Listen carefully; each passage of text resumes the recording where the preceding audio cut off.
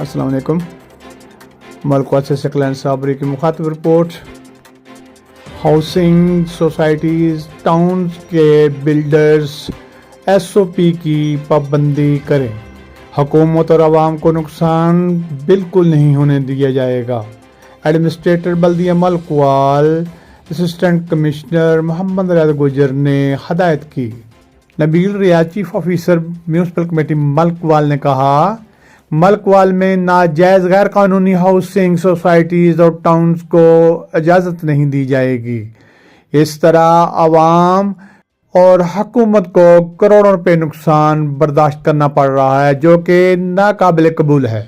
بلدیہ کی طرف سے آج ایک مزید ہاؤسنگ سوسائٹی کے خلاف ایکشن لیتے ہوئے ان کے آفس اور راہداری کو منہدم کر دیا گیا۔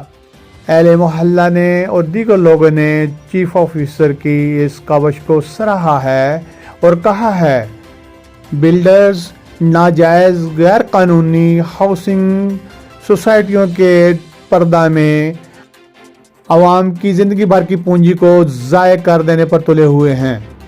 حکومت کی طرف سے ناجائز غیر قانونی ہاؤسنگ سوسائٹیوں کے خلاف ایکشن قابل تعریف ہے۔